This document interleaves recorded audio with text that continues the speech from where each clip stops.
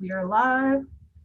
All right, welcome viewers. This is the omnibus broadcast for the period of review for the year of 2020. This is the continuing committee. I'm Maggie Geppert, the executive officer and host for this year's broadcast.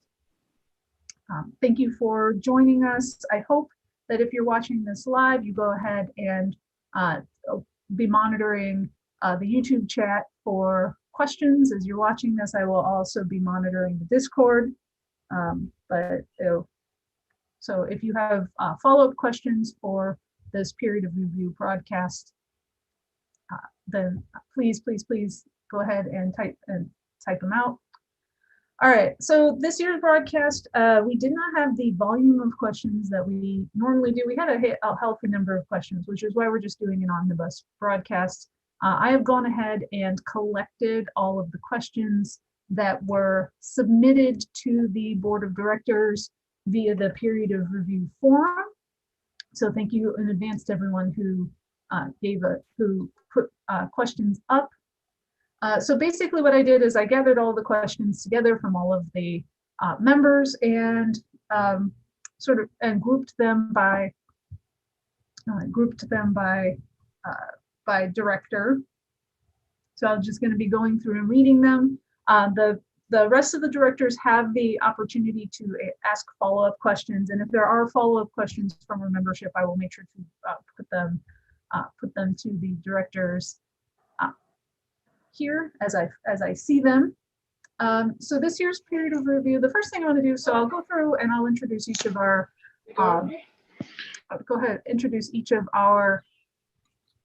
directors, and I'm going to start off just with a simple question of what were your greatest accomplishments and what were your greatest failures? And I'm going to put this out here just to start off with that 2020 was the year of COVID-19. So a lot of our goals and metrics for this past year have been impacted by the global pandemic. So this is going to be something that is more or less going to be a theme that sort of hovers through the entire broadcast here.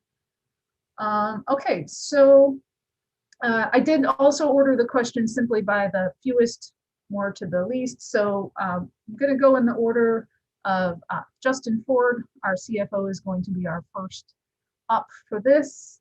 So Justin, just want to start off here. We'll start with the question of what are your, what do you feel for 2020 were your greatest achievements and your biggest failures for this past year in terms of your position in the continuing committee? Well, obviously, as the 2020 has been a challenging year for everyone, probably, I mean, the biggest failing probably is, letting some of the communication bits fall off and drop off, as, other things ramp up with work and whatnot because of the pandemic and not really like staying on top of that or, reaching out for, hey, work's crazy, be aware, email responses might be delayed because that's has never really been an intention. I've always tried to respond to emails and or personal messages, within that, 24 to 48 hour time frame, just so we have that constant communication. Success probably honestly is, getting through the year, getting through getting everything caught up, getting all the reporting stuff to the state done, on time, and everything. And it's it's been a really challenging year, and it's 2021 is hopefully going to be a better year. I'm hoping it should be because it can't get any worse. Although I just jinxed us probably because it might. But yeah, don't say that. No, it will get better. And yeah, just the biggest, like I said, biggest thing is probably the dropping the ball on getting those statements updated. So whether you as the public are able to, see what the CC is basically spending money on. For the most part, pretty much all of 2020, it has been just the basic operational necessities, your website maintenance, our monthly subscription to our stamps.com, and then a monthly subscription to Zoom for these broadcasts and for all the other departments who use Zoom as well. Not has been as many promo orders, obviously, because tournaments were down when we were all locked away, and so it has been a fairly quiet year in terms of the expenditures front because of the pandemic. So, do you want me to lead into the next question? Your follow-up, Maggie? Well, I mean, the one question we really had was from FL Razor, who was like, where are those? And now we know the answer to that. So what are you planning to do to make sure that you will remember to keep those reports going up on, at least a quarterly basis? So I'm also getting better at using my calendar on my phone, since I use it now for work. And so I actually have put a reoccurring monthly reminder when the statements are generated by US Bank, it pokes me like, the statements are ready. And that's sort of my reminder, go on, grab the statement, make sure we get it reviewed, and then post some notes and comments and get it posted. So definitely going forward, it definitely will be up on at a minimum on a quarterly basis, but my hopes with this reminder system, it will probably go up on a monthly basis, which will be great. But yes, calendars on the smartphones are amazing, and it will hopefully help prevent this from happening ever again. I personally know that if it's not in my calendar, it does not exist. So yeah, I can't survive without them anymore. Okay, so thank you, Justin. So I'm just watching. I don't see any comments on Discord about that, except Ross is keeping a scrolling. It appears that Ross is keeping a scrolling timeline for us now on Discord. Okay, so the next question is for me. So I'll go ahead and say, so my biggest accomplishments and my biggest failures for this year, I would say my biggest accomplishments, probably just working, all the little things. I don't feel like I did a big project this year. Maybe the FAQ is probably the big projects, and I did get that done. I feel like I did a lot of little things to keep the game visible. And mid-year, I did some how to play on Lackey. There were so many people who were like, how do you use Lackey to play a game? So I made 2 videos, one for first edition, one for second edition with that. Chris and I have done a lot of broadcasts when we've had games to play, to keep generating content. So yeah, I feel like my gig this year has been be visible, and I've been doing a lot of that. My biggest failure is not part of my job description is working on recruiting and retaining players, and I feel like I've not been able to give that the attention that I want to, even though in the FAQ there's a lot more information now of, hey, I'm a new player, what do I do, where can I go get new player resources? And so some of those things are not obvious currently on the website. So I went through and documented all these new player resources, and those have gone into the FAQ now. And I feel like the FAQ now is a lot more useful to a new player. So looking forward, to do more things with, here's how we use the website, here are all the features that you can use with it. So those are things that I'm looking for forward. I got one question. There were actually a couple of questions in my form, but a couple of the questions that were asked to me were actually meant more for operations, so I did move those to operations if you're following along from the forum threads. I did get a question from Dark Saber. I'm interested in hearing thoughts about many volunteers who have resigned or stepped back from CC positions, and how will this affect potential future player and volunteer involvement? Why do you think people have left and or stepped away? Do you feel you can count on them to still recruit players for the CC? Has there been any attempt to find out why and try to make corrective efforts to not lose members of the community? So this is one of those questions. So there's a lot in this question that I can that we can address here. So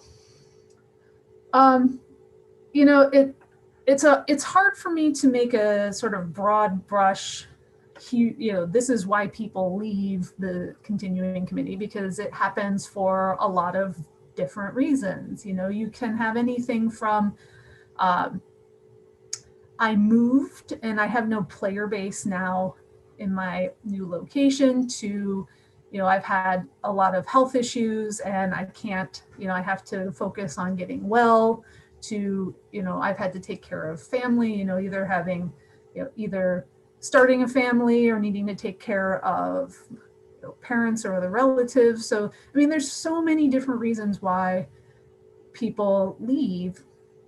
And sometimes it is also for I disagree with X, Y, or Z things that have the decisions that have been made by the continuing committee. So do I feel I can count on them to still recruit players for the CC? Well, that's really one of those things that's going to be on an individual basis. You can't say yes or no with a broad brush as an answer to that question. It really depends on the situation.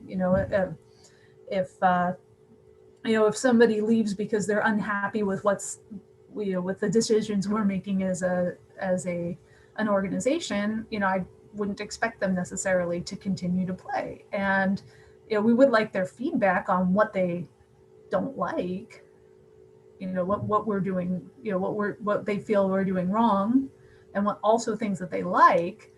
But if we have somebody who moved away from their player base, maybe they're willing to rebuild a new player base, or maybe not. I don't know. So this is really a hard question to answer in any sort of specifics. So that's what I have for that. And I know that may or may not sound like a dodge, but I can't be more specific about that. Well, may I ask a follow-up question? Sure, Charlie. Do any of us feel like we're hemorrhaging volunteers? Because I went back and I looked at least at my department, and over the past year or so, as near as I can find, I've only had 2 people step down. John Carter stepped down as rules master, and when I talked to him, it was not about frustration or anything. It was more like, I just don't have the time and energy to keep doing this job. He said he still wanted to be involved. He's still on the rules committee, and he recently picked up a new job under Chris. So, and then Austin Chandler left, who asked the question, and I know he was frustrated with me and some things that were going on, but he also told me when he stepped down that he had health issues to deal with, which is totally on him. So, I don't feel like, at least my department is hemorrhaging volunteers. So I'm curious, is there an issue here that's bigger in other departments, or are we losing people that we don't know about? We definitely have some culture issues and some communications issues, and I'm not trying to get into the weeds on that. I don't think that's the spirit of the question, but I always try to talk to volunteers when they leave and find out what's going on. And we can only act based on the information that we're given. So if there's more going on to somebody's departure than they tell us, how do we act on that? But I guess my main question is, do we have a hemorrhaging of volunteers problem? I don't know.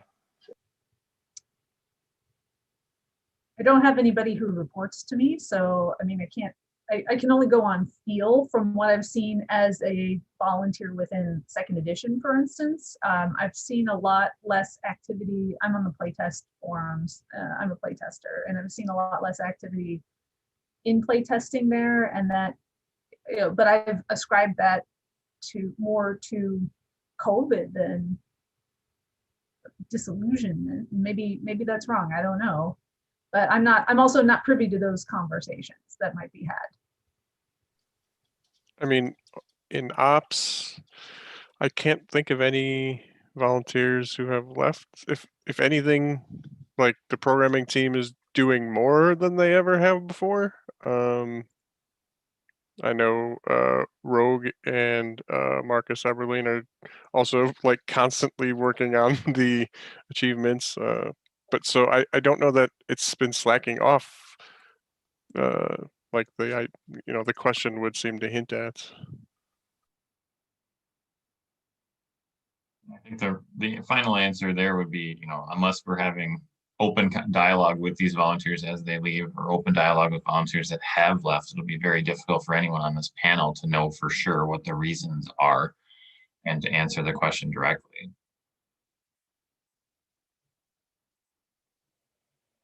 I mean, I think that the actionable item from Austin's question is, do we need to set up sort of an exit interview process, or like, should we be doing more to talk to people when they're leaving to gather their information? Now, if they're not willing to tell it, now if we get a rage quit, they're not going to talk to us. But the fact that they rage quitted is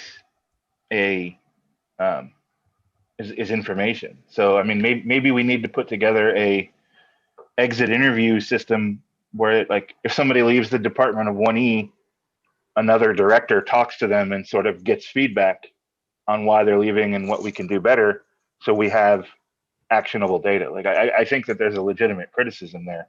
I guess I just disagree with the premise by the numbers that, at least for 1E, I can't speak to other departments, we're hemorrhaging volunteers. So maybe I'm just reading too much into it. But. So what we need to get then is we need a Glassdoor account. So when people leave, they can post the reviews of, if anybody doesn't know what Glassdoor is, it's a website where people who have left a job at a company can leave a review of what it was like to work at that company. So when I just went there, I don't know how you would, if we would have any reviews for. I left the continuing committee, and I've left a Glassdoor review. I don't think we need to do that. I just think the point is valid that we don't necessarily know. We're not talking to volunteers that leave and finding out information. I think that there is room for improvement on that. That's it there. So. Yeah, there's always room for more communication there, certainly. All right. So next one, organized play. So Chris, why don't you go ahead and start off with your biggest achievements and biggest failures for 2020? Sure. I think I'll start with biggest failures. Obviously, due to COVID, we had to cancel all our big events, right? And if you think anyone on the organized play team was happy about that, you are sorely mistaken. I mean, we all love to play the game. We all love to run tournaments. And generally, we're all, very morose about it and felt gutted. Personally, my failure was I didn't get the organized play guide updated this year as I had intended. I started on it in February, and like Justin, my off season at work went from off season to working 60, 70 hours a week, just out of nowhere, with things that the government stimulus here in the United States provided to banks.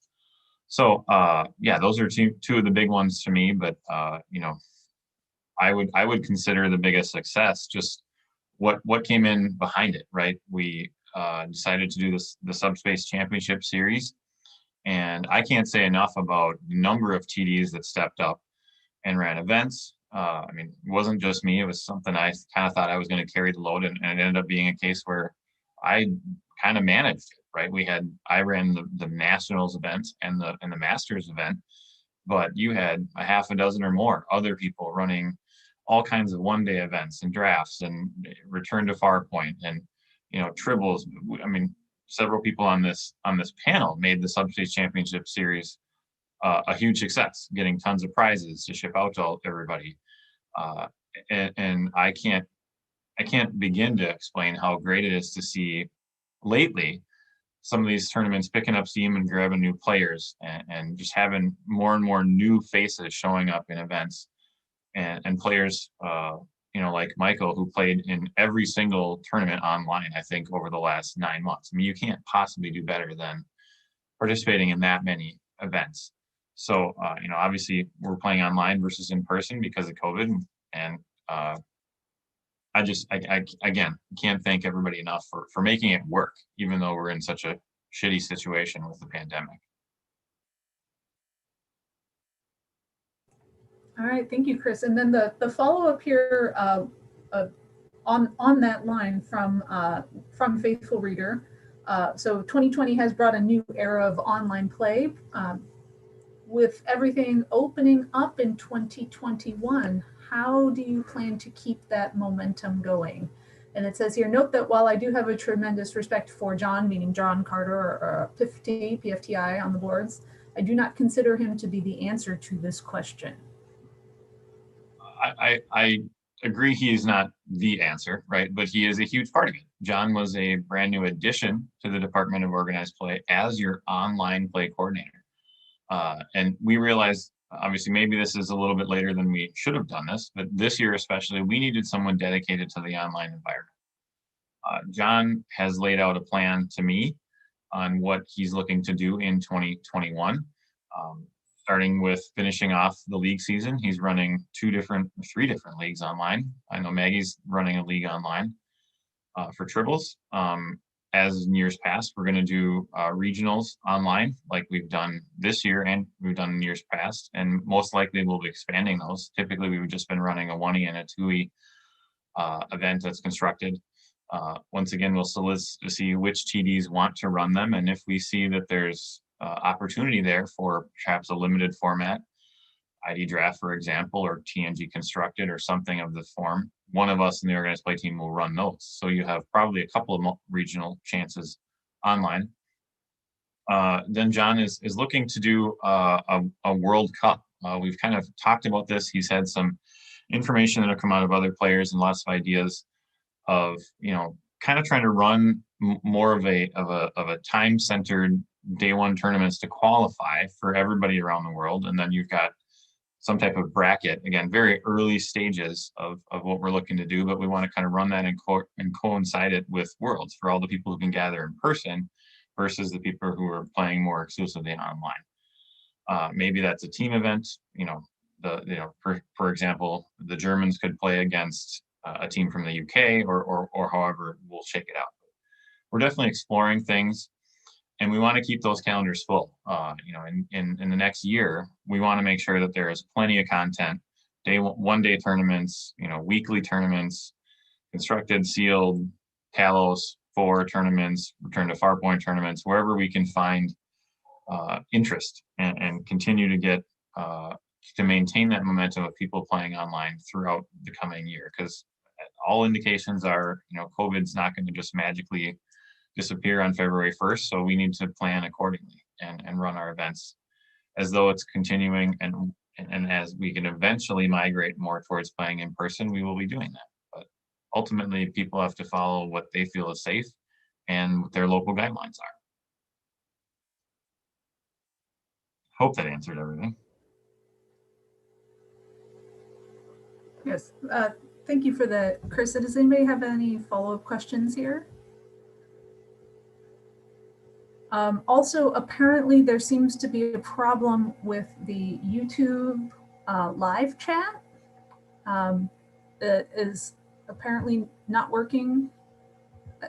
I tried to post as me just a moment ago and I got an error message. And now, okay, now I'm seeing a post from somebody. So that's okay, so we're good there. Thank you, Chris. Any follow-up questions for Chris from anyone?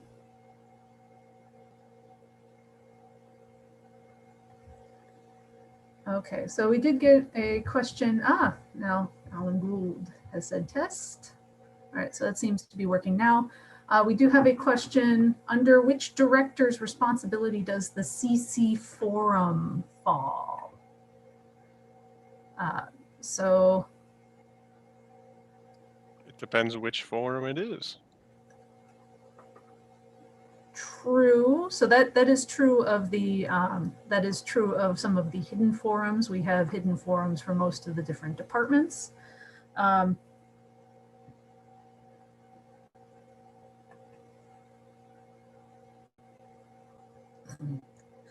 So sorry, the I just saw forum, one of the comments in the Discord. yeah, But that's what we're all I talking believe about this. is a I believe Discord this comment. person is wondering about the moderation of the forums, and that is that is in the bailiwick of the moderation team.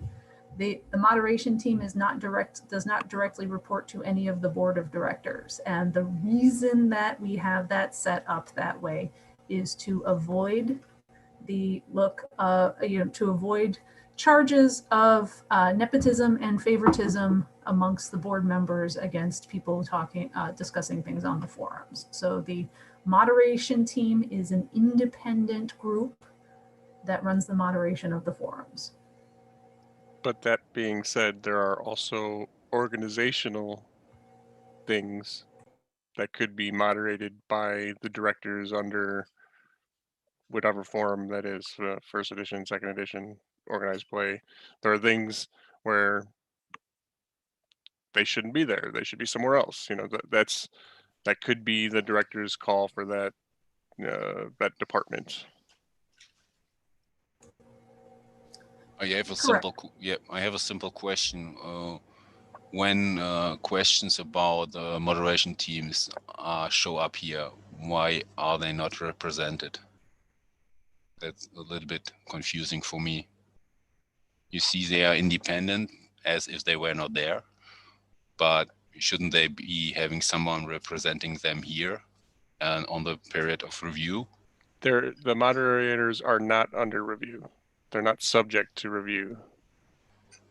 Because then everyone would vote them out because no one wants to be moderated, Why should I know what you mean, but how do you, if you want to address public, how do you contact them or something like that? It's very strange.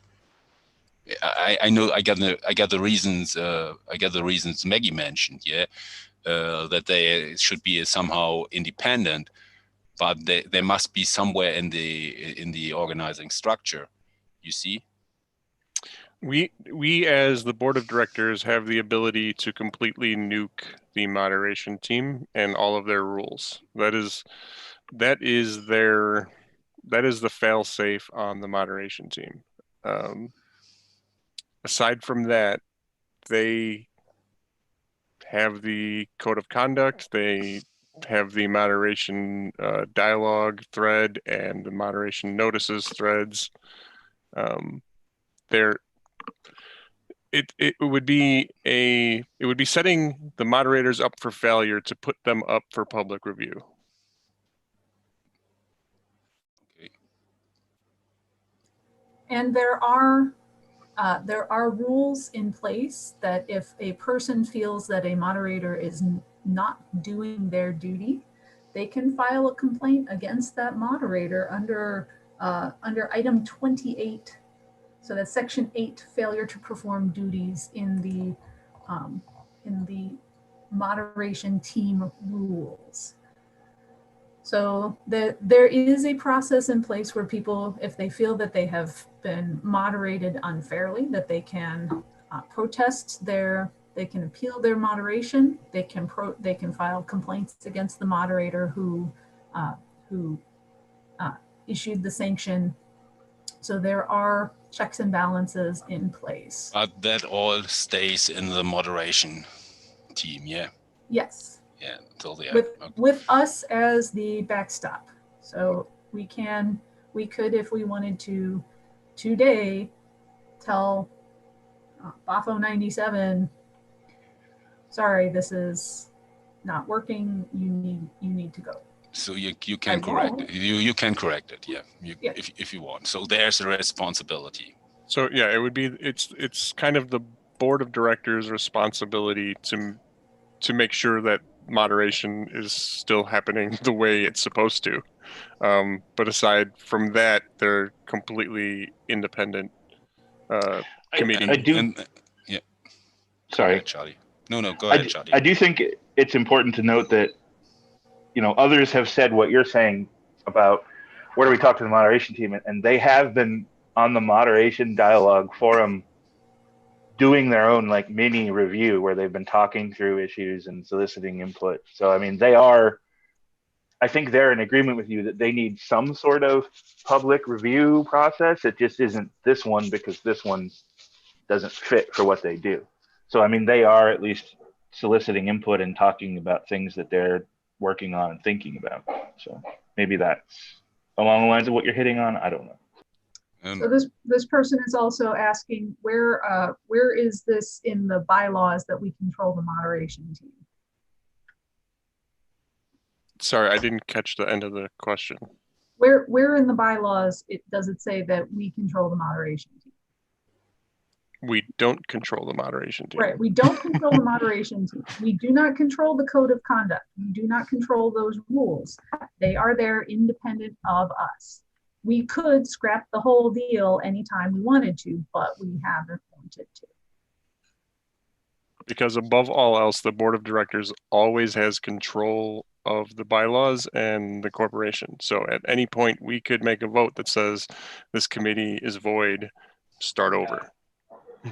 Yeah, I mean, theoretically, we could, and I think even this was suggested, we could disband the code of conduct and the moderators to fire the whole team and then immediately reinstate it as written and recruit new moderators if we Correct. wanted to. Correct.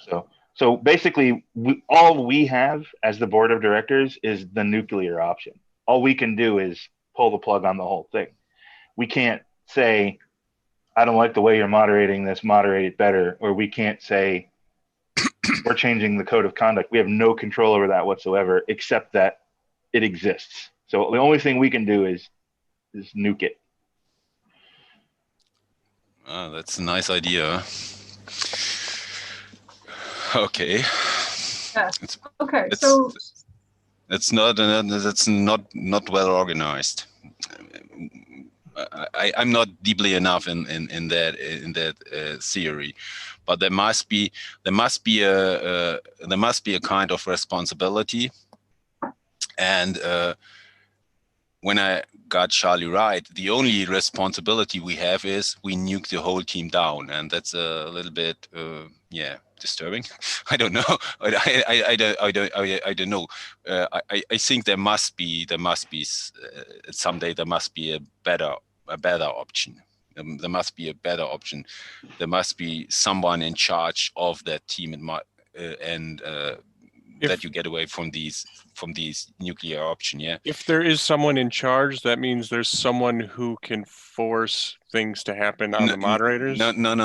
That is not what I mean. But you see, I'm doing white crime color controlling. Yeah. So it's exactly my job. So, and the only difference in my job is that I have less people that controls me. So I'm working, and next to me, there are just two others, and then I'm at the chancellor. Yeah, so that's to make it short. Next step is to my Minister of Defense, and everybody else climbs the ladder normal way. But I have a special status, like the moderation team. But there's always someone in charge over me who can correct me, and that is normal procedure. Every independent unit has a control factor. So there's nothing. The control options are limited, yeah, because you do not want giving orders to do so. But there must be, and that is in every organization that has that. There's a kind of who controls the controllers, yeah, and that is what I'm missing. And I think that is where the question goes to, and I think that we should have a deeper thought of that. Not now, but for me, that's a point where I would say to a certain degree, they have to act independently, yeah? Because if I do investigations and they stop me, I won't make any correct investigations. But I still have a boss who controls my work, yeah? And it's very important, and I'm missing that. And when I see we can control them, but the only control option we have shuts the whole moderation team down, that seems to be a little bit, overreaction. So I don't. There's a head moderator, and if anybody has, I've seen it on the forums. If you have a complaint on a moderator, you bring it to the head moderator, and they take the complaint. I would imagine they take it seriously, and they, address it, and respond, accordingly, so that and a head moderator, who controls the head moderator? Well, I mean, that you're just going in a circle then. Like, I mean, they, if you have a complaint against a moderator, maybe it's you go to the executive officer, No, you do not go to the executive officer. So let me, because because we need to continue and talk about how we are doing our job during the period of review. I don't want to get derailed by a moderator discussion, which under the bylaws, this is how they work. So anybody who's watching right now, this is how the moderation team works. All right. They are in the bylaws. We say there is a moderation team.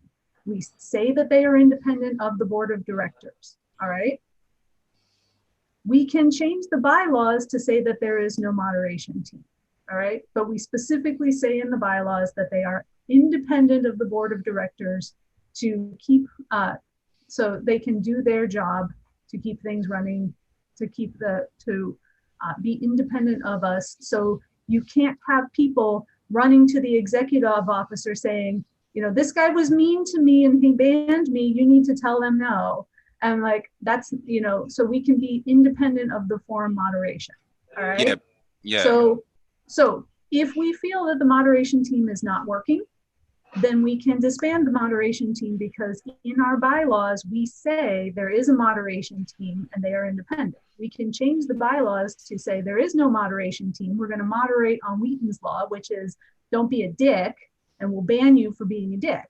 All right. So that's how things work right now. So yes, in terms of the questions, yes, it is in the bylaws, person who's asking these questions, who, by the way, has asked us to not refer to them anymore. So that is all I'm going to say about the moderation team, because we need to carry on and talk about how we are doing our jobs. Okay, so moving forward. First edition, sorry, Charlie. You are next on the list. So with first edition, first off, Charlie, can you tell us, I know, about your biggest achievements and biggest failures for this past year, 2020? Ignoring the elephant in the room, we put out 3 expansions this year, a boutique and 2 full-size expansions, which is good and better than we've done in previous years. I think a real highlight has been James Heaney, BCS Wowbagger, as the rules master. John Carter was an excellent rules master, but James brought in some structure and some processes that I think have kept the team active and moving and motivated, which is just fantastic to see. And over 2020, we removed, I think it's not a big number, 2% of the glossary, but we made a lot of good cleanups, and we have plans to do a lot more. So I'm really, really happy that we functioned on all cylinders, basically, in spite of the realities of COVID. In terms of the biggest failure, one of my goals last year that I established was to increase our communication and increase the amount of dialogue going out from our whole department. And unfortunately, we went the opposite way. For about 6 months, I was regularly doing a column, and about 8 months, I was regularly doing a Friday question. But I just got overwhelmed doing those and had to stop. So there hasn't been a column for a while, and there hasn't been a Friday question for a while. So we've retreated in our communication to a degree. Some of it's understandable, I think, with COVID and just the stress of life in 2020. But I would like to reiterate that as a goal and really deliver on that performance. And if it means recruiting people to help me write the column or recruiting people to do different Friday columns and generate more content that communicates with you, I think we need to deliver on that. No excuses. The other failure, again, I can draw a straight line between COVID and this, but I didn't get to attend as many tournaments as I was hoping. I played several online, but even part of the year was too busy for me to even try, and I had intended to travel, but that didn't happen. So those I would rate as my biggest successes and our biggest failures over the year. I'm not trying to make excuses for them either. It's just if something is important, it's worth doing even if it's hard. So it was a failure. All right. Well, thank you, Charlie. With one silly question, and well, Ross may not consider a silly question. I thought it was a lovely question. Paraphrasing from Faithful Reader, can you find it in your heart to forgive 2020? No. No. Yeah. No. We're all looking away. No way. Sorry. I mean, I know that there are people that had good things in 2020. I had some good things in 2020, but let's not forget that, and not to get preachy or political, but like 400,000 Americans are dead. You know, it's 1 million people on this planet are dead. That's not something to celebrate or forgive. Like 2020 sucked. Let's just acknowledge it and move on. I don't blame anybody. Those of you who had good things happen in 2020, I think somebody on this call got engaged. That's awesome. I have a friend who had a baby. That's awesome. Celebrate the milestones, but 2020 was a hard year, and let's not pretend it wasn't. All right, then last question from Marketry. Any thoughts on new affiliations or groups in First Edition? Oh, so many. This is actually addressed in my long-term plan, which is coming out very soon, I hope. But we do have plans on them, but there are some bigger issues we need to look at first. So I wouldn't say that it's coming soon, but we are discussing bringing in new things. And I think some of the plans that you'll see for 2023 and beyond are really going to make you and the players like you very happy. So it's a yes, but. Yes, but not soon. So. All right. Thank you, Charlie. Any follow-up questions for Charlie? And Scott, are you there? He says, I'm losing signal a bit now in the chat here, so I'm hoping. Yeah, I'm here. Can you hear me now? Yes, we can. All right, Scott, well, then we'll do quick for you. So as Director of Communications, let's start off with your biggest achievements and your biggest failures. I would say for me, my biggest achievement is not directly related to Department of Communications, but it did involve a lot of communicating. And that was leading the search team for the new 2nd edition director. So we got TJARC installed in that job. And I think that was a pretty big accomplishment. Biggest failure, probably it was right at the end of the year there. We didn't do as good a job as we could have about letting players know about the 2nd edition Shore Leave project, where we had the new alternate images for the headquarters for the affiliations available, but not everyone was aware that they were available because we didn't really sort of do a big announcement or anything like that. So that was a bit of a failure on communicating to players, hey, we have these new cards you can download now. Yeah, but Scott, that's not your fault. It was intended to be a kind of surprise. So maybe the idea itself was not that good for my side, but you played your role well. So it's it's not a communication failure. It was intended to not give too much information. That is true. I think, though, in viewing it as a failure, at least partially on my part, is either I could have presented it in a way that was much like one of the old Decipher.com scavenger hunts or what have you, to where there's hints dropped that players could go and find these things, or even doing one of the old school puzzles or riddles articles like we used to do every so often to reveal spoilers along as we lead up to a set.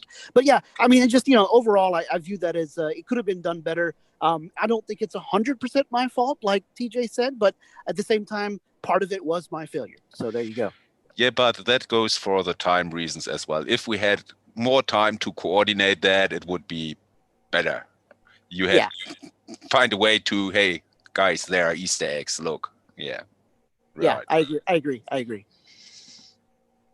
All right, then. So let's go ahead and get to the questions for you. So I think you answered one of the ones from Faithful Reader. Hindsight being 2020, what would your ideal press kit / plan for shore leave? And I think you just answered that with I'd want to do like things like that. the old riddles, scavenger hunt, drop some hints, breadcrumbs along the way as we led up to it, and then boom, surprise.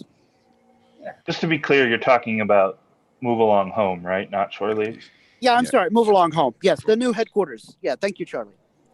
Oh yeah. So Ross, I got myself mixed up then. Faithful Reader asked about shore leave. I think Ross might have gotten the titles of the sets mixed up because I think he's talking about the new headquarters. Yeah. Okay. Now that you've been in the position for a decent chunk of time, what advice would you give yourself upon taking the position? So I think I would go all the way back to just before I got the position. During the search process for the communications director, I would spend a little more time talking to the other candidates for the position about how they would feel in regards to who got the position. Because as y'all very well remember, there was a bit of a flare up amongst the community when I was picked for this position. And I felt totally blindsided by it. I'm like, what did I do wrong? I haven't even posted anything as an official director of communication yet. And there are people who are ready to quit or want to throttle me. And that was because I think maybe I didn't spend as much time with my ear to the ground amongst the community before I became the director of communications. And I think that if that had happened, I've been able to make a little more inroads amongst different player groups, we could have avoided some of the flare up that we had there.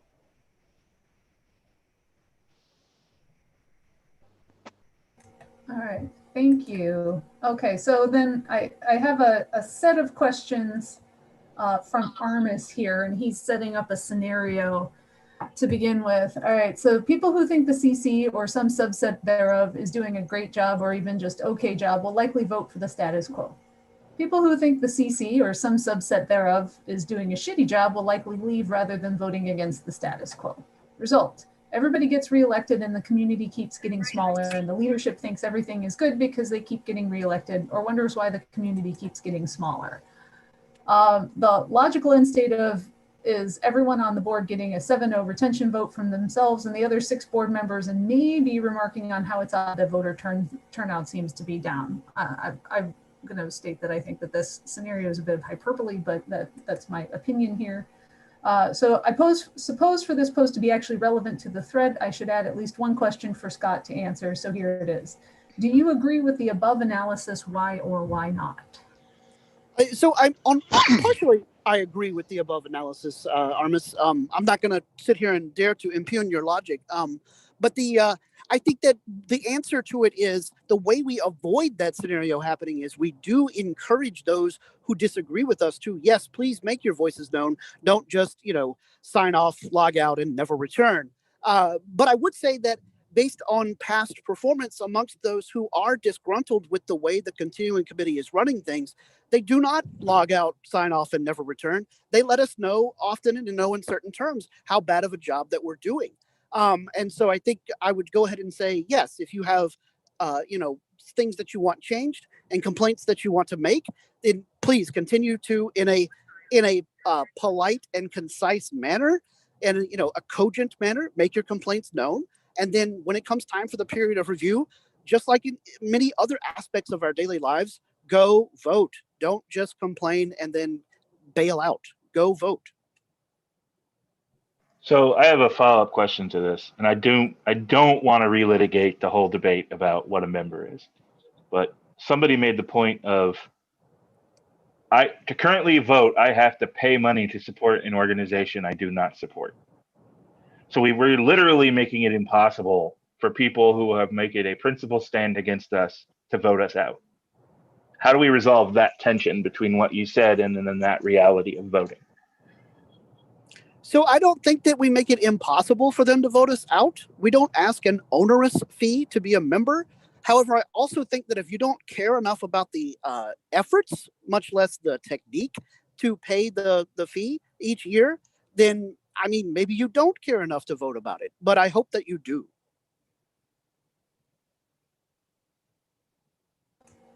I just have a follow-up comment, if I may. The suggestion that the board is blind to shrinking community, I think is a total fallacy. I mean, myself, before I took over this position, I was constantly asking about player numbers in the peer review forums to the director of organized play. This number of people no longer play the game. This number of people no longer play the game in terms of tournaments. And I hold myself to the exact same standards I held to previous directors of organized play. Granted, I am, and I think most of us are giving us somewhat of a pass for this year because it's a once a century situation. But does that mean that I'm gonna, pick my feet up and say, oh, I did such a great job this year? No. I mean, I'm gonna continue to, and I'm sure Scott is, continue to put everything we can into our roles to drive people to visit the website, drive people to play the game, content, everything. I don't believe in the idea that we're just going to pat ourselves on the back and say it's great. None of us, I think, feel that way. Yeah, I agree, Chris. So there's a follow-up question then for Scott. In your role as Director of Communications, what have you done since joining the board to reach out to non-community members or ex-community members and get them re-engaged? So ex-community members especially, but also some non-community members. I've joined several groups on Facebook and Twitter threads on Twitter that deal with quote unquote dead CCGs from the 1990s and the early 2000s. Because a lot of folks are in those groups right now due to heavy nostalgia and quarantine effects, looking at things like first edition Star Trek specifically. Not nearly as much have been looking at second edition Star Trek, but a few. And so I went there to the Dead CCG forums and groups and collector gatherings and basically talked about and linked to relevant sections of our website as often as possible, without breaking any of the rules in those places or without being too annoying, I hope, to let people know, hey, first edition continues to be alive and well in a manner of speaking over here with the continuing committee. And I'm proud to say that at least a couple new players and returning players have found us as a result of my efforts on social media for the quote dead CCG topics.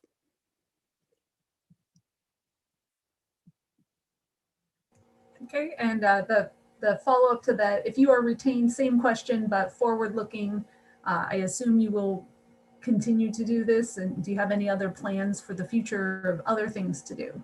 Yeah, I would continue to do that, and if retained, I think I want to lean a little bit harder into the ambassador section of my department and work with Robin in getting ambassadors to do a little more, maybe, of reaching out to their own local areas that have dead CCG collectors now, and maybe do some kind of outreach to those folks in their particular area. All right, and then the last question for Scott. And we kind of touched on this one earlier in the broadcast. What would you say if during such a conversation, the person you were talking to said, I left the CC for a reason and I have no desire to come back? I want to know about this one because I always want strategies from our communications master.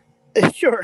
So, of course, the real answer to that question, similar to what you had to say earlier, Maggie, is it's going to be dependent upon what reason X is that they left. But I think when it comes to people who left for, procedure or administrative reasons, or even production reasons, we've talked a little bit on earlier today about promo cards production and whatnot. I think the answer, of course, is to ask them, what did we do wrong, and what would you like to see us do to fix it? And then, if possible, or if appropriate, I would respond to that person by saying, yes, we could do X, but no, we can't do Y. I'll give one brief example, since I know that Armis is the one who had sort of facilitated this question. He and I were speaking on the Dojo Discord a few days ago, sorry, about things that we could have been doing to encourage more people to play, even though they aren't able to meet in person to play due to the pandemic. And that is the genesis of the idea of the kitchen table achievements. So, Brian, Armis, thank you for that discussion, because you helped give me that idea. And at which point I told Brian, what would you want me to do about that? And he said, well, if you can talk to the achievements master and make some headway on this, that would be wonderful. It's just never been done in the past. It's something that they've been reticent to do. And I said, all right, well, I can't promise you that I'm going to make it happen, but I'm paraphrasing here. I will definitely go and talk to the achievement crew. And so I did. And as you can tell from that article on the main page, Rogue said, that's actually not a terrible idea. Let's do it as part of the anniversary celebration for achievements. And so there we have it. Someone who I don't consider an ex-player or anything, but someone who offered suggestions of things they'd like to see changed. And we were actually able to facilitate that change. Now, does this mean we'll be able to make every change that an ex-player or a potential player wants? No, of course we can't make every change that everyone suggests, but the key plan here, I think, is to listen to what that person had to say and do your best to talk to the people in charge of that particular operation at the CC. And if it's something we could change, let's make every effort to do it. And if it's something we cannot change, let us be gentle in the way that we explain to the disgruntled ex-volunteer or the potential player that, no, sorry, we can't do it. For example, I want you to make cards based on Star Trek Picard because that show rules. Well, hey, we'd like to do that too, buddy. But, our particular arrangement with legal reasons means that we can't. I'm sorry. But if you like Captain Picard as a character, we have plenty versions of him in our games already. And you could always suggest a new card idea to Jark for his community design in TUI that might involve a different aspect of Captain Picard from the shows and movies that we do produce cards pertaining to.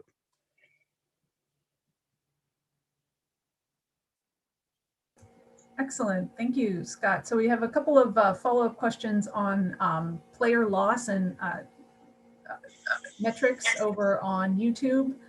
Do we have any player game engagement numbers? Do we have anything specifically that metrics that we track? Chris, I know you've done player numbers year over year.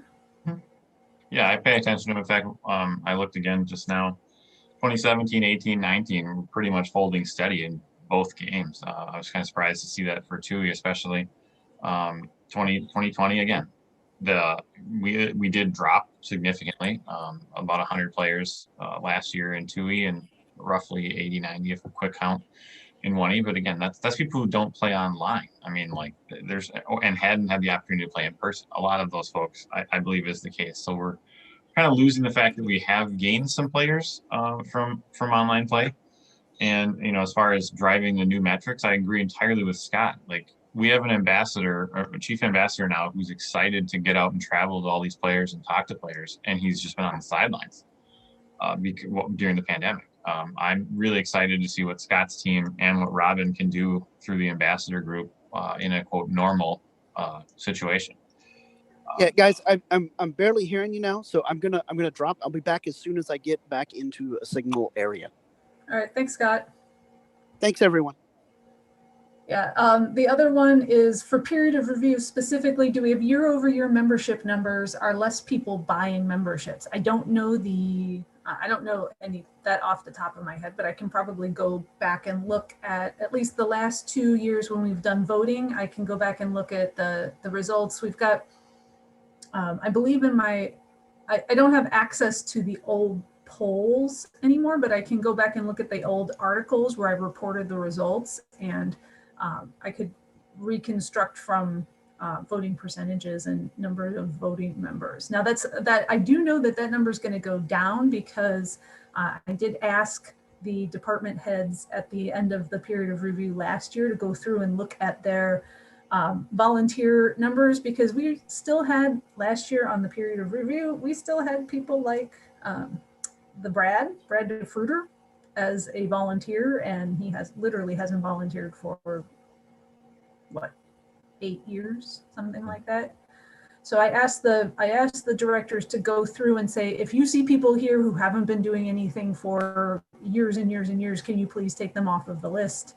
And so we're going to have a membership number go down this year, but that's, and hopefully we'll have a participation percentage go up because of that factor.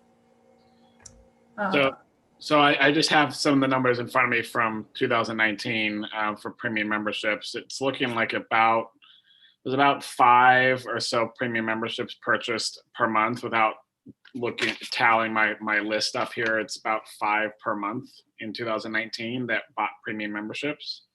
1 year, 1 month, or 6 months. A couple 6 months. 6 months is the rare. The most popular is your 1 month and your year subscriptions. So it's fairly steady, around 5 or so a month. All right, thank you, Justin. Okay, so then, all right, so next is operations. So Brian, if you want to go ahead and start with your biggest successes and your biggest failure for 2020, and then we'll go on to the questions that I have.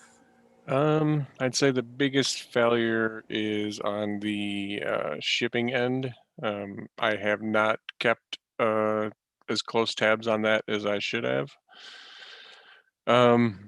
That's something I will be addressing, that's for sure. As for accomplishment, the server upgrades, like we spent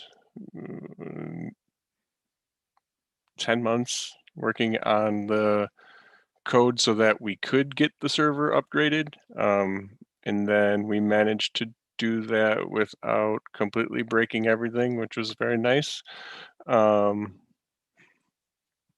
And then we've been making, incremental improvements since then, which pretty much were impractical to do before the upgrade because, well, there was this code that just would not work on the old server. So that was the big accomplishment, I think, for the year.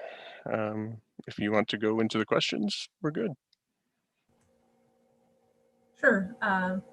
I will say that I have liked I have enjoyed the new, I've gotten used to and enjoying many of the features on the new forum software. And I know that was, I was impressed with the responsiveness to people's requests on that as that changeover was going on. And I know it's still not perfect for everyone, and I'm still working on other improvements. There are some that take more effort than others. Yeah, I know you're working on the dark theme for people who have light sensitivity. So I think that's the biggest one at the moment. All right, so questions then from Faithful Reader. Please tell us your ideal plan for the website. Let's see. So, an ideal world, we'd completely rewrite the code for the website. We'd reorganize the site so that navigation was more logical. That resources were all available where they'd be most helpful, and where people would logically think that they would be found. Ideally, the whole code base of the site would be refactored to follow standard design principles for programming, to make it more readable for the programming team. That's a big issue that we have right now is the programming team can't always follow the code as it is currently written. So that's part of what we're doing now, is we're refactoring code to kind of put it in a place where we understand what's happening and can then re-implement it. Because this isn't an ideal world. We don't have an infinite number of programmers or programmer hours to use. So yeah, what we're doing is just kind of making continuous, smaller improvements to bring it to where we want it to be. Most of those are not really visible to the end users, because most of the code changes we don't change the way the site functions. It just makes the code easier for us to use. It makes it more maintainable for us too. So when a new programmer comes along, they're able to look in and say, oh, okay, I see how that works. Let's make this new feature that can be added to it. Right now we're piecing together that puzzle. So that's the ideal. I guess that's both the ideal and the real for the website. Yeah, it's the website is deep, like just in terms of features. And I want to give a shout out to Chris Loban nowadays, because Definitely. like what you said could be totally interpreted as he did a shitty job, but that's not. No, he did it by himself. He did it by teaching himself quickly. Teaching himself how to do Yes. PHP. Like Yes. he'd never done most of this before, so he made figured it all out and wrote it, and then it worked. But he never had the time to go back and do it correctly. So I just want to make it clear, as somebody who's got a programming background, like that sounded like shade. That is not shade. Chris did a fantastic job, and it's just we have the resources now to do better. Yes, he made a working website all by himself with all of the features that you see, and he did it as quickly as humanly possible, which is never in the programming world. It's never going to be the great way to do it. Like if you're going to do this the right way, it's going to take you years of man hours to do, and he did it quickly by himself. So he made it work. That was the primary concern. He made the website work, and that is a mind-blowing task if you think about everything, all the features that this website has. So yeah, I'm in no way saying that Chris did a bad job. Chris did an amazing job. Yeah, that's where I was going with my comment. I've been, a member of this website more or less from the very beginning, and I'm still finding new features to it that I did not know existed. So yeah, I mean, it's deep. There's lots of stuff here. Okay. So next question, also from Faithful Reader. What is the interest in a European warehouse? The interest is that we want one. Europeans want one. The real sticking point is how to make that happen. And I'll admit that I was trying to get that together over this past summer, and it kind of fell by the wayside as my focus became entirely on the website itself. So that, like I said, was a big failure for me, was the shipping end of it. But I do want to get something set up this year. I don't know exactly what that's going to look like yet. I do have to reach back out to the folks I was talking to who expressed some interest in possibly helping with that.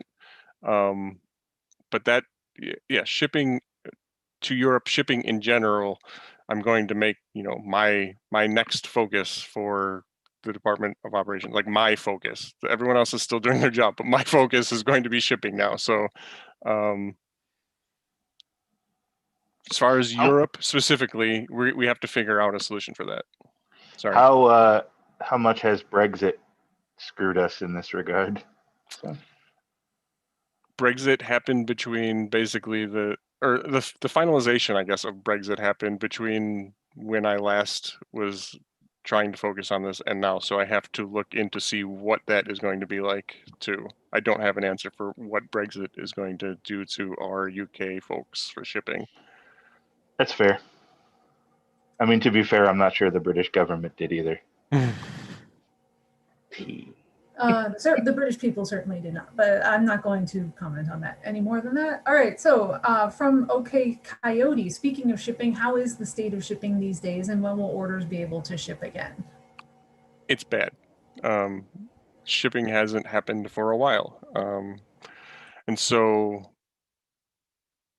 yeah, that's where I'm going to be looking. I don't have an answer for what that's going to be like yet. But it's come to a standstill for 6 months or so now, which is not good. I don't have a good answer for you. It's the failing of my period of review here. So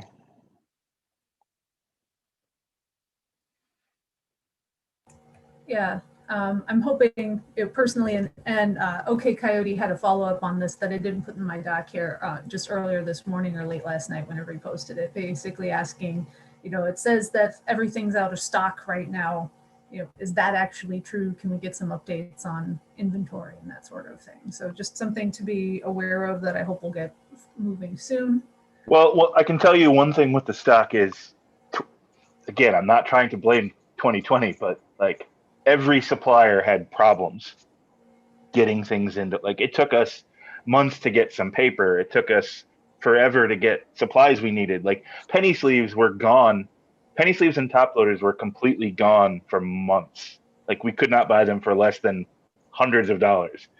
So I'm not trying to excuse shipping delays, but some of it was supply based. Like we haven't printed promos in a while because we had trouble getting paper.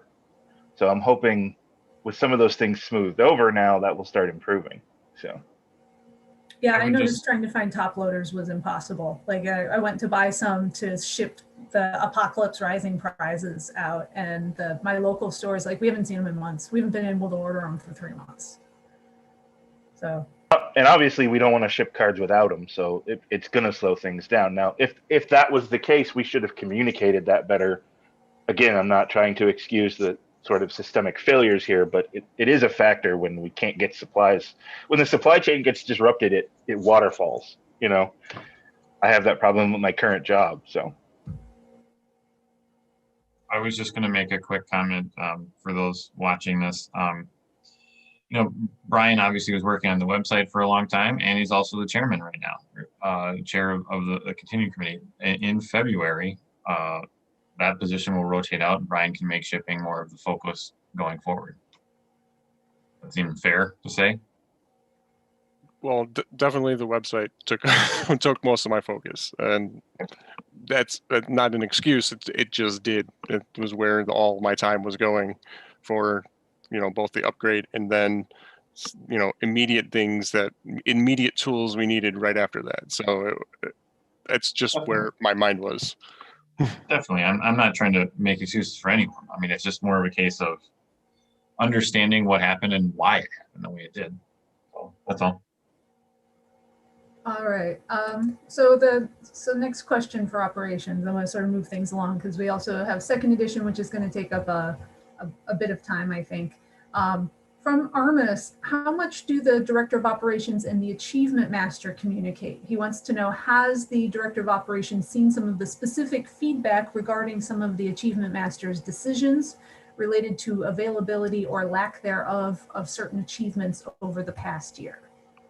So I guess I'll start off just saying I'm not an achievement hound. Like I don't go investigate the achievements section, until someone tells me something's broken. At which point I go and I try to fix it. So I guess most of the time I leave Rogue as achievement master to do his job. I don't stick my hand in it unless someone says, hey, why is this the way it is? In which case I go and ask.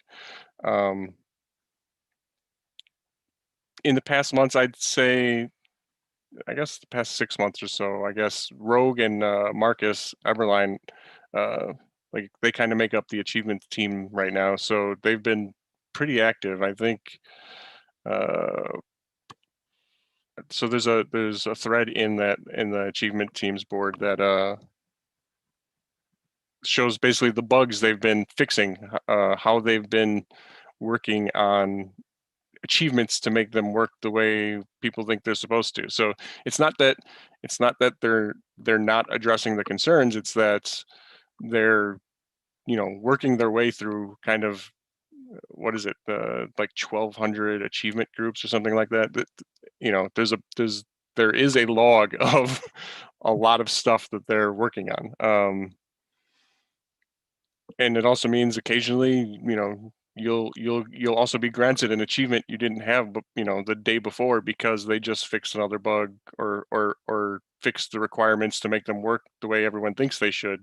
So it's not that they're ignoring any particular achievement, but there's a lot of achievements that they work on. And also, you know, Rogue does have bigger plans that, you know, you'll see coming to fruition pretty soon.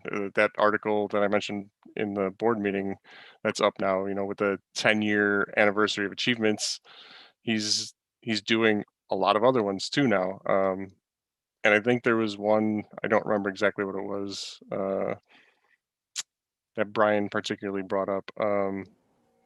The one director Yeah. achievement, is he, you know, we have people who specifically want to know, is he going to revisit his decision to basically that achievement is closed now to any new TDs, because that achievement requires you to run an X-list tournament and a revised tournament, which you can't even do anymore. It's not allowed by the system. So my understanding from that one is that there will be an alternate path to it through another achievement, I believe. It won't be the same.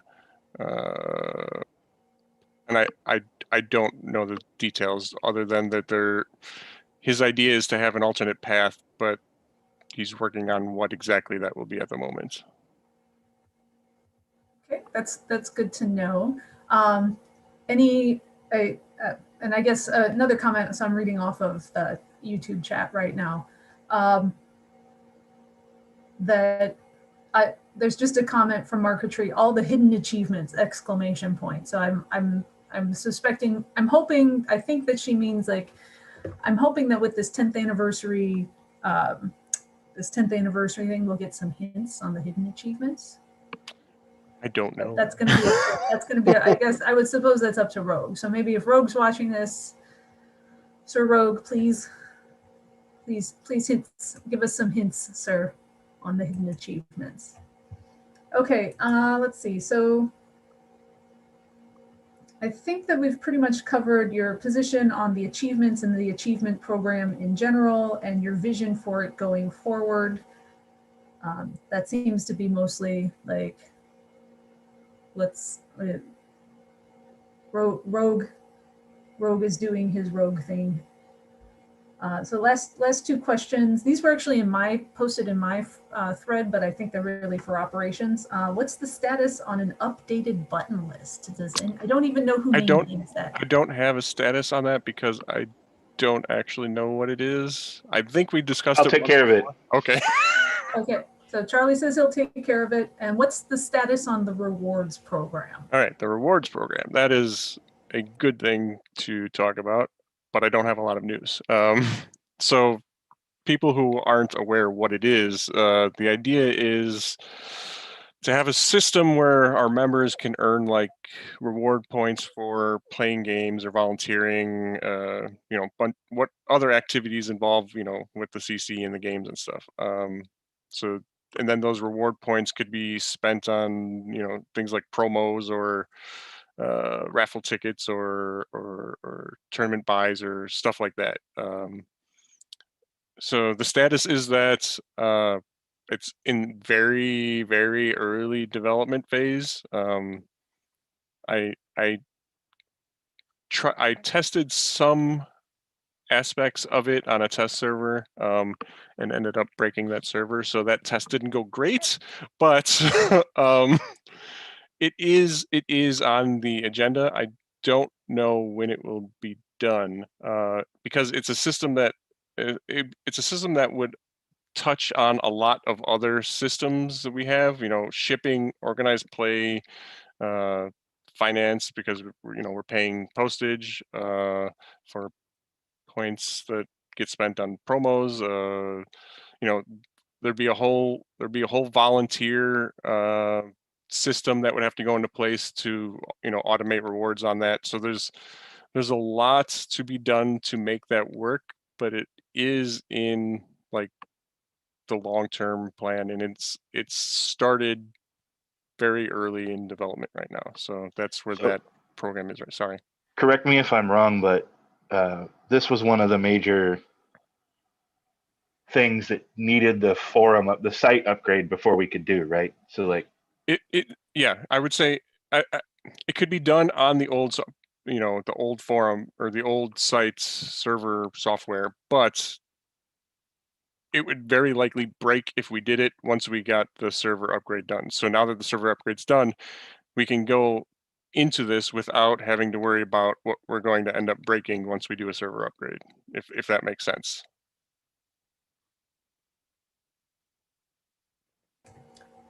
All right, thank you. Yeah, that does make sense. Any other follow-up questions for operations?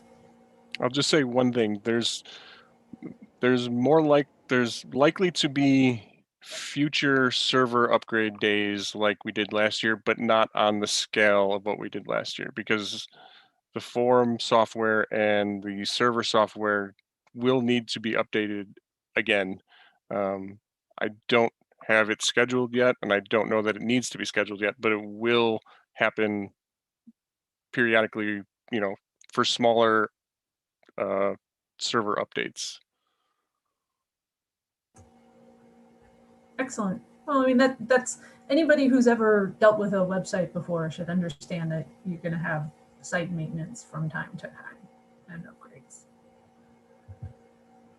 All right, so last section here, I did save second edition for last. So Tiak, can you go ahead and tell us as we go in there? Let's see. All right.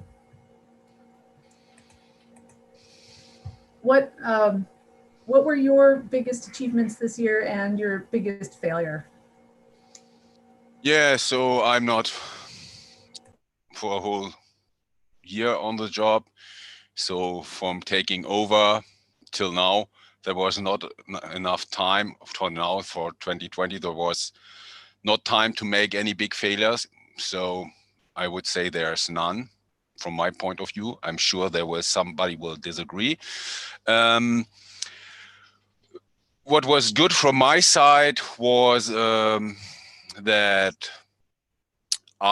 TUI Art was established and reorganized, and we get support from the green card guys. And what was also very good was that we could make moving along home happen under extremely time pressure. But that was mostly the work of Michael Shea and Brian. So it's only a small part that comes to me. But that was, from my point of view, having the art team reorganized and having this set done under extreme timeline and made it, that was a good job. Yeah, and I'm very sure when you ask me next year about failures, there will be definitely some more.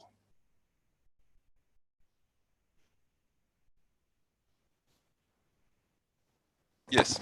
All right. So okay. So then questions from folks. I'm going to save the most recent boilerplate question for very last. Got a few other different ones. From Dark Saber, I haven't been excited about the last few sets. Is there a plan to reinvigorate 2E casual players? Can you repeat the question again? I didn't get acoustically. I didn't. Sure. Dark Saber says he has not been excited about second edition for a while now. Yeah. Do you have any plans to to sort of get people excited about the new sets, especially casual players? Oh, I don't know. The only thing I can offer with every set, I try to make I try to make interesting cards. Yeah, but how they impact casual players, I don't know. I just try to offer a good product. Yeah, and when it's a good product, it will also affect casual players. But I'm not sure if I can do it right and did it right. But my idea is I produce a good product, and then the people will see it as good a product, and that will impact everybody.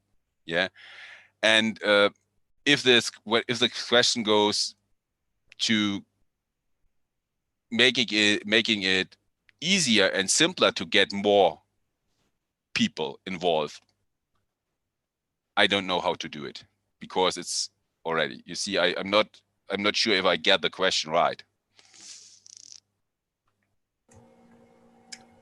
I think you could add that they're doing the table game achievements, right? We've mentioned that a couple of times already. That's another way to drive interest in casual play. Yeah, I mean, besides having the designers design cards for all levels of players, I'm not sure what else, we can specifically do, besides writing more articles, talking about, I love to play, I know that people are going to roll their eyes when I mention, Timmy, Johnny, and Spike decks, the three players from Magic, Timmy being the kind of the silly, goofy guy, Johnny being sort of like a mid-range. Like, I like to do cool things, and sometimes I like to win, and that's awesome. But if I don't win, I'm also having a good time. And then Spike is like, I will win all the time, and I will destroy my opponent. So we encourage our designers to design cards for all of those players. And I like to build my Timmy decks and show them off in articles. I'm not a Spike player at all. I don't like to destroy people. So, but we may, if we've got people who are willing to talk about, if we can find people who are willing to talk about their high level decks and playing against them, then that's a good thing. Okay, so a similar question to that one is from Orban. I'm not really a 2E player, but the Bridge Crew format looked really cool. So that's Fritz Meisner's. That's Fritz Meisner's format he's been homebrewing lately. And I played a game in it with the public playtest that Fritz did. I don't recall seeing an update on if this project is going to continue or what the state of the Bridge Crew format is. Would you be able to talk about your thoughts on Bridge Crew format and whether it would be getting any support in 2021? Okay, so I never have played Bridge Crew format. I do not know how it works, but I had when I took over TUI Director, I had a short intro of Fritz, and it was very interesting for me. But I'm not sure whether I can support it or not. I'm willing to do so. And working with Fritz would be a good option because he's in charge of that. But I think from my point of view, to better up this game, it more goes to organized. I would say it goes to organized play and John Carter, who offers these format more often. Yeah, that is where I see it belongs. Because I do not create special cards for this format. I create cards for second edition. But if, let's say, Fritz comes to me and says, okay, we have a problem in this format, and we might have some support from you by creating a kind of card. And if there's no collide between other things, I would do so. Yeah, but at the moment, I think there is no special yeah, special need to help this format. If Fritz comes to me and says, okay, can you help me? I need this and this and this and this. I will take care of it. Yeah. And I think it's more playing it in the game. And when I get the chance to play the bridge crew format, I will do it. I think John offered one, but I think I do not have the time to build one before the tournament starts. Yeah, I think there's a bridge crew format tournament when I'm right in the selection John made. So if Fritz feels or anybody feels we should focus on something on bridge crew format, I will focus a little bit more on that. That was a little side war for me, but I'm willing to do so. And but I definitely need the input what is needed from my side. Yeah. All right, thank you. And I will say that I did enjoy playing that bridge crew format event with Fritz with a borrowed deck. And I could see it being an interesting addition to the stable of organized play for us. It related to that, so a side format that's much more official now is Hall of Fame. So since Hall of Fame has become an official second edition format, who is actually in charge of the proceedings? Can anybody just call for votes and declare cards as retired? Or is this something that's actually overseen by us? And I suppose, would we oversee it in the future? Yeah, I think at the moment it is overseen. It is overseen from my side. I play Hall of Fame, and I like this. I like this format. But there's, from my point of view, at this moment, it is running, and I do not want to make any corrections at the moment. Yeah, but if someone feels that it should be more integrated in the TUI director department, we can do that. Yeah. So, but at the moment, that is a thing. You see, I do not want to do micromanaging, and Hall of Fame is working. Yeah, and it runs well from my point of view. The games I played, I like it. I see the X card pool works well for me. It makes sense. It gives you options to play different card style decks than in a normal tournament. So as long as it goes that way and there are no bigger problems, my first idea would leave it like it is. But if people demand there must be more control, then I will organize something for Hall of Famers, for Hall of Fame as well. So then we can have an implemented lead that will take care of Hall of Fame. But maybe not everybody would be satisfied with that then. Yeah. Yeah, I would just interject that it's in the organized play guide. You can run Hall of Fame. I believe the question is who's running it. It's community driven. At this point, it's forums are nominating cards, and voting, I think, is supposed to happen pretty soon if it hasn't already started. But yeah, I mean, we're not in the organized play world going to tell TRC how to manage that Hall of Fame list of what's banned, what's not banned. I would leave that with him.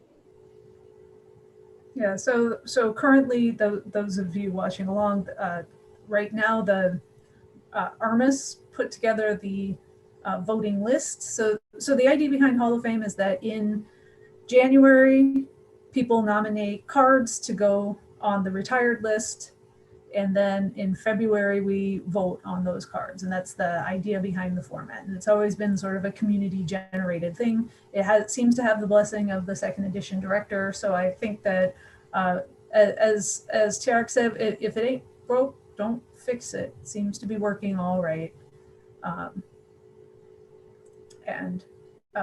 Yeah, So I think we're okay as long as people follow the rules, so the follow-up question on that is, can anybody do this? And so it's always been very informal, but it's like,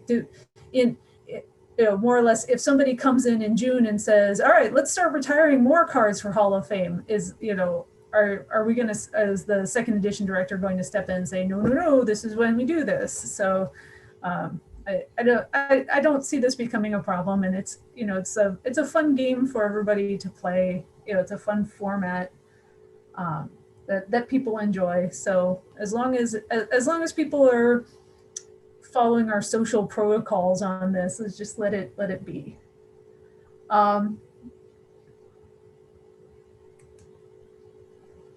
And so that led to a long, if you followed that forum thread, it led to a long discussion between Monty and Armis, and the last question for Armis on Hall of Fame was, I think it all boils down to how much of a fuck, if any, does the Department of Second Edition, and most importantly, the top leadership, give about the Hall of Fame format? And I think that you really did address this, TR. You said you enjoy playing it. You're happy to let it be run the way it's being run right now. Yeah, not micromanaged. yeah, and it's very easy.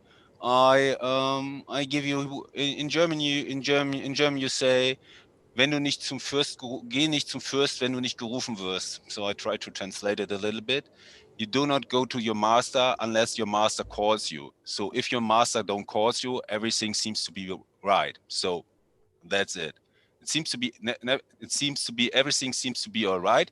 So that I do not vote a card in or out or suggest a card for Hall of Fame does not mean I'm not interested in it. It means, okay, it works the way I think it works good. So no need for me to vote, yeah? Or so it's not kind of disrespect or I'm not interested in the game. It's just, for me, the situation is fine. It's running, it's okay.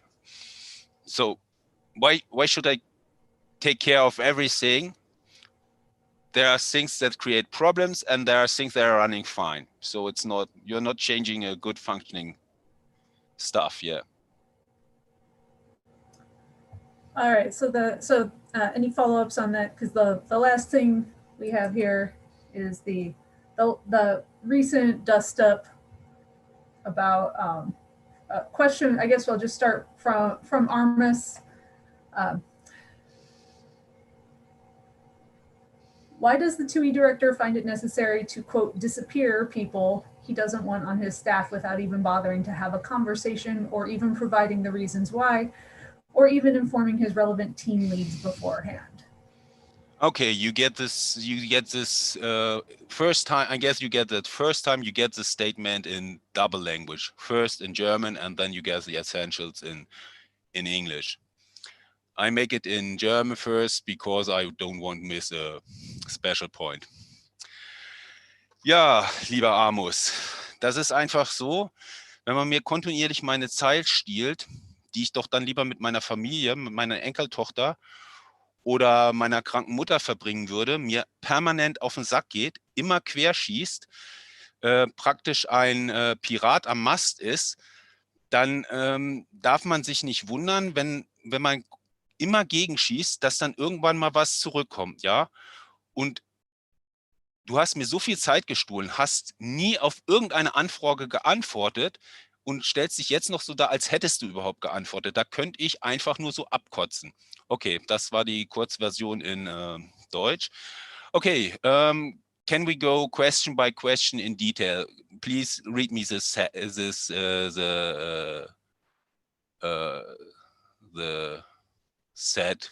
by set what he wrote. I can't understand you. I can't hear you. Maggie, you're muted. Yeah, I know. I realized that, and then my mouse disappeared for a second. All right. No, that was all right. So basically, the issue here is, as people understand it, no.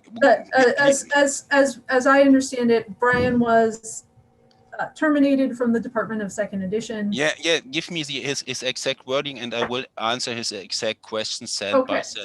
So the exact question was, why does the 2E director find it necessary to disappear people he doesn't want on his staff without even bothering to have a conversation or providing reasons why, even Okay. not informing the relevant team Okay. leads ahead of time? It was okay. Okay. First thing, my English might be not good enough, but as far as I know, it's just one guy disappeared. It is Mr. Amos who disappeared. Yeah, that was the first thing. The other thing is, he was not disappeared, and there was no conversation. Yeah, he disappeared, and there was no conversation at that time, correctly. But all my attempts to talk with him were constantly ignored because he missed a mail, but he missed more than one mail. And even after I fired him, I sent him a mail and said, okay, we can talk. I give you all the reasons, and he rejected it. So I did all my attempts to get a conversation were ignored. And I'm a little bit upset about saying, why did you fire me this way? Yeah, simply ghosting me or making me disappear. Why don't you come to me and say, hey, we have a problem? I was under the clear impression that he does not want any communication. And that's why I felt it necessary not to answer him or give him any reasons before I did that. Because from his side, communication was obviously not wanted. Yeah, and I stayed to that. And now saying here, I tried it. Yeah, it's for me a kind of yeah. I don't know how to say it. A different point. He sees a reality different than I do. Let's say is that way. Yeah. So and there were reasons. For me, the main reason is I normally do not fire volunteers. And he was the first one, and there are a lot of volunteers, and maybe it's just one volunteer, yeah? And he was not fired because he did something or did not something. He was fired because many reasons was he wasted my time. He wasted my time, and he had not my full trust. And why does he not have my full trust? Did he lie to me or something like that? He asked that. No, he didn't. He never lied to me, as far as I am aware of. But I need trusting people to work with them together. And trust can only be established by using communication. And if one part constantly refuses any communication, then I can't build trust. So, and that is for me a key with working people together. That's one point. And on the other side, parallel on other forums, constantly complain and demanding special treatments about the community set, where John and his friends and it was Amos as well, asking and wanting more involved in the community playtesting because they wanted to fail, and they asked, we want to test it, yeah. And it took me hours to convince my XO and other people that we let John and Amos and Ben Hosp, yeah, check these sets. It took me hours. And then when I said, get all the guys I needed and say, oh, this is a good idea, because I think it was a good idea to have them the test, then they say, no, we are not interested anymore, or you get no response. That's a waste of my time. Yeah. And I'm tired of this shit. Yeah. It's a waste of my time. There were a lot of reasons. If somebody constantly kicks your ass, then there's no basic of work together.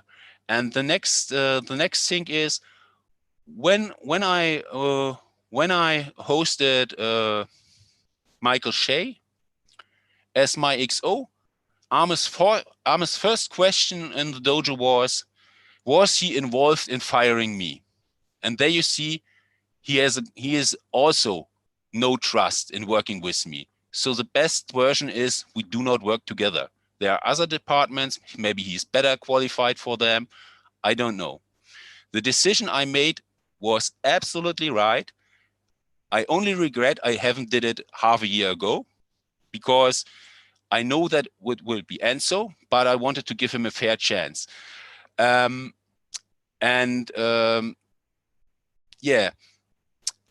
forget what to say. But I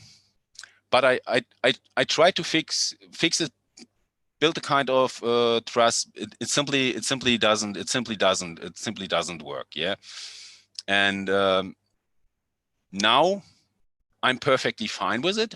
The only thing I regret, and there's Armis right, I overruled my leads. Yeah, so I could done that better. The decision was right. The style was not so perfect when it comes to my leads, or it was terrible when it comes to my leads, and that is a big mistake, and I keep that in mind. And I already apologized to Stefan Slaby, and I apologized to Lucas Thompson, because I overruled them.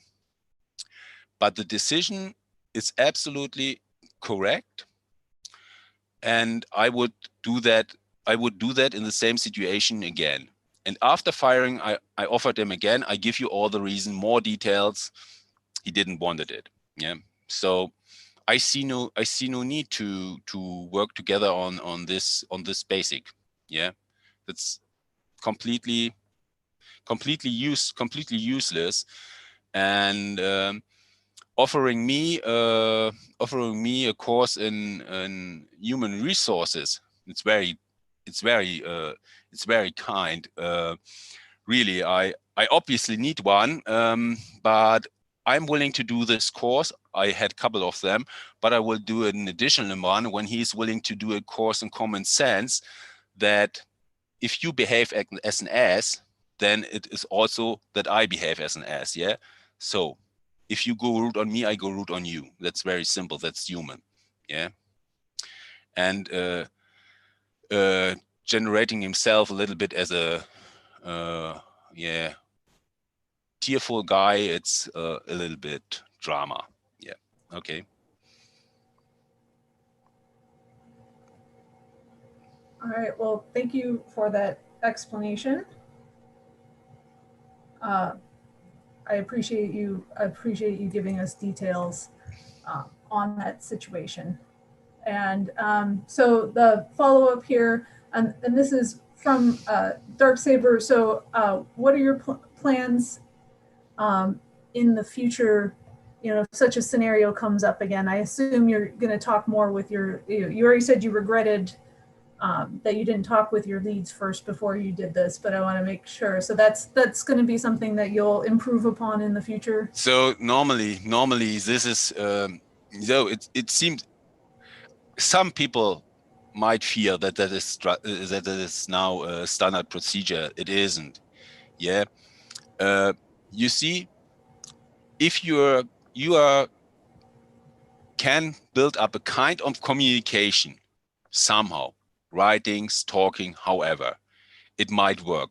But the only communication I saw from Armis was in the dojo, just in the dojo, where he always gave good advice and hints and. Obviously had a lot of time, but he had no time to give me these hints directly. So, yeah. And in a normal conversation, somebody asked me, I have a problem, I will respond. And normally I will respond within more than 24 than 48 hours. Yeah. So, and I will respond to everybody and I will answer any question. But I can't force people to talk with me. And there are also people who do not respond to my messages. Okay, but they do not work with me directly. So that's a difference. And I think this will not be a standard procedure. What we definitely will change is that that I will talk to my leads before I made it to make that. But if somebody has any form of communication with me, that will not happen. And on the other side, if you not want to talk with me directly and have a problem, then you go to a friend and ask him to talk with me and we find a solution. Yeah, but I need someone to talk with me. If someone is ghosted, then it's ghosted. Yeah, it's very simple. And I doubt that will happen again. It might, but it will be different. But I want to be fair. I choose this style because I was tired of this stuff. Yeah, I was tired of this stuff. I had a lot other work to do, and it wasted a lot of my time. And I just wanted to get rid of that problem. I could have done it more professionally. How it works where I work, it's very good. You have someone you do not working good with. I can say, hey, Mr. Amos, you are the greatest man I have ever seen for working for me in 2nd edition. You're a good guy. You're the best man. Okay. But I think you're you're overqualified. What about working in department of Brian, communications, or? So that gives him the feeling, oh, I'm a good guy, and he goes. But that's not fair. I gave him the feeling he created by me. You kick my ass, I kick your ass. You going rude on me, I'm going rude on you. Yeah. So, but he started the fight. And now it's over. And I doubt there will be another one. All right, thank you. So any follow-up comments from anyone here? I don't, it's not my place to tell you how to run your department or anything, and I'm not even going to try, but as an organization, everybody that works for us is a person, and we need to be professionals. If we're asking them to be professional with us, we need to be professional with them. So at the very least, if somebody's getting access removed or somebody's being terminated, that person deserves a message. Yeah. If it's not from you, maybe we need to make a HR person. I don't know. I don't want to go that route, but maybe that's what we need. We need somebody that's their job, is to communicate to volunteers. But like, I don't question why you made your decision or how you made your decision, but I have a real problem with Ryan not being told. That's my big beef. Yeah. And I don't think we can do that ever again. And you can ask, if you write him constantly and constantly and constantly, you're never gotta get a response. Why does he deserve, why for the fuck does he deserve that then he's treated better by me than he treated me? Yeah. He kicked my ass, he ignored me, and then he expect me, hey, behave me like I'm a good guy. Come on. That's in a perfect world that might be. But if you, and mich, no, that no. I see no reason to behave so. Yeah, it is. If he ignores all the notes, he asked for special treatments. I gave it to him. He ignores it again, and then he demands. Oh, but I want to be kicked out in a perfect way. Why? He doesn't deserve that. He pissed me all the time. He ignored me. That was a constant stroke in my face. And then he comes and said, but if you kick me out, stroke my head and yeah, nice guy. That's stupid. That is the thing I don't do. Yeah. I'm not saying you have to send him a message complimenting him and telling him how wonderful it is. I'm saying you need to send him a message that says, Brian, you have been removed from all volunteer duties. No, I said he does not want them. He does not want them. He created an atmosphere where he does not want a message from me, and that is why he was ghosted. Yeah, would he have responded to any mail? That would never happen. But constantly ignoring me and then demanding these messages from me. Ich mache mich doch hier nicht zum kompletten Affen. Yeah, That is for me. I'm making myself stupid. Sorry, that will not happen. That will not happen. Next time I can give it to someone and say, if you want to keep him informed, fine. Okay, that is what I will do. But from my side, never. Yeah. So TJ and Charlie, I'm trying to play peacemaker. Let's just agree to disagree. I know Maggie probably has other questions for TJ. Let's, you know. Yeah. Okay. I understand everything, TJ. I just know that we're entering now into hour 3 of this meeting, and I'm sure we all have other things we need to take care of this afternoon. Yeah. So actually, I did save that issue for last. That was the last issue for the for second edition. So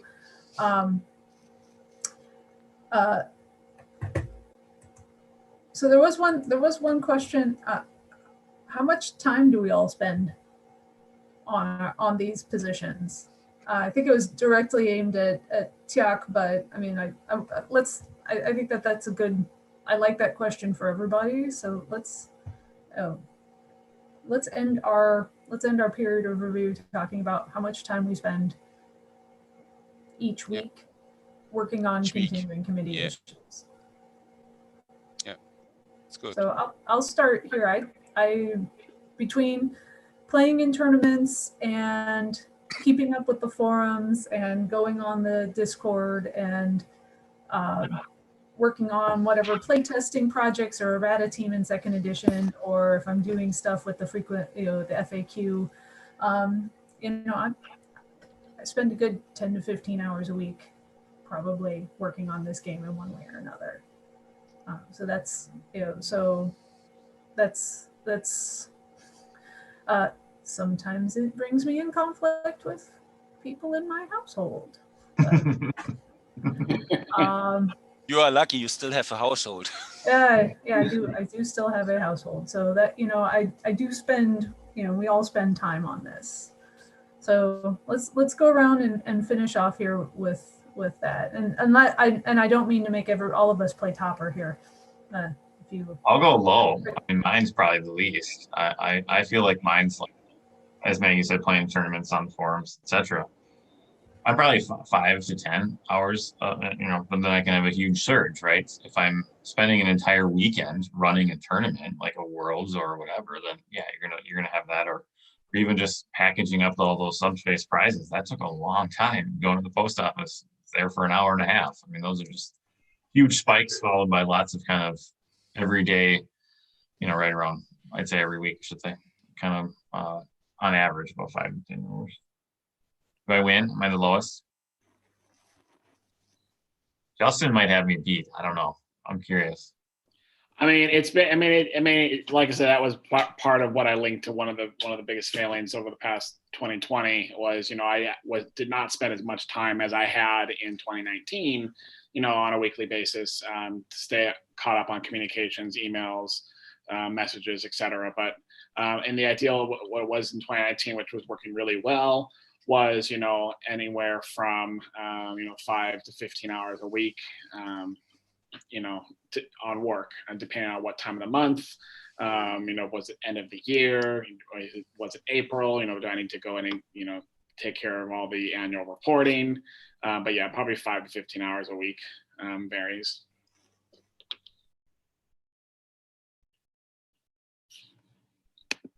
And I was not on mute. Sweet. For me, this past year, it was probably like a second full-time job. Easily 40 hours a week. I program constantly, so yep. I don't know what to say. Yeah, it is. So, Tiak? Yeah, except this week, which was an easy week because I had a slip disc, and sitting here makes me not a good mood. Normally it is 3 to 5 hours every day, and that means including weekend. And 3 hours every day is a minimum. and it's more 5 hours every day if I count everything. Yeah. So it is more 5 hours every day. So, and that is from the beginning till now, just 1-2 days less on Christmas. Yeah. And it is hard work. Yeah. And someone wasting my time is wasting my time where I do not have them. And my biggest failure, and that is maybe biggest failure, I see this a little bit, and there I have to agree with Zanny. I see it a little bit with a company, and that is what I spend time on. Yeah, and if I say it's 5 hours, it is 5 hours. I had at the beginning I had 12 hours, and then the next day I just had 2 hours, and so. But I think it's realistic to say it's 5 hours every day, including weekend. So it's a full-time job. Yeah, and that has done beside all the other stuff. Yeah, and I don't know. You see, there in the questions there also was was seen we are volunteers. Yeah, and when I looked at my bank account, I found out I got no money from TechCC for all this work. So maybe I'm also a volunteer. Yeah. So, and there's no difference between us and other volunteers. Yeah. All right, thank The you. the only thing we have to do, we have to take care about more shit. All right, Charlie, I know you've been working hard this year. You're on mute. Yeah. I'm up there with Brian. I think on a regular basis, I'm doing almost 40 hours of stuff. Now, not all of that is what I would call work, but and I've been doing this for 14 years, almost 13 years, and it's always been that or more. And I've found ways to make things faster and to sort of like multitask. So, I can answer a PM while I'm on my lunch break at my actual job, or while I'm taking a walk around the block or something. But I am not paid for this, but I'm not paid for this with money, but I'm paid for this with friendship and rewards of community and being able to work on something that I love. And work on the CC over the last 13 years has brought me through some real dark times because of the joy I get in it. And I'm not trying to make this sound like a complaint. I don't mind at all. I love doing it, and I hope to keep doing it. So, yeah. Yeah, I definitely don't complain because I enjoy the programming. I enjoy the logistical side of it. So I do it because I like doing it, not because I definitely don't get paid like anyone else here. Yeah. I like it because of the people that I get to meet. I got to play Sudin Capella yesterday in a game, and so the wonder of being able to talk with people from around the U.S. and around the world playing this game that I got interested in college is just fun for me. All right, so I think that that's a good place for us to end this broadcast. We have been on for 2 hours now, which is an hour longer than I was hoping it would go, but I was hedging for an hour and a half and we ended up with 2. I guess I should have made this 2 broadcasts instead of 1. But thank you, gentlemen, for being in attendance. Thank you, Scott, for sitting as a passenger in a vehicle somewhere in the wilds of South Carolina. And hi, Nathan, if you're still watching, if you two are listening or watching. Thank you to everybody who has been watching this, following us on the dojo, following us on the Trek CC Discord channel, or on YouTube. I hope I got to everybody's extra questions everywhere there. So thank you for watching this broadcast. Those of you who have premium memberships, you will be receiving an email on February 1st asking you to come vote. So please come vote for us. Thank you, and I will go ahead and end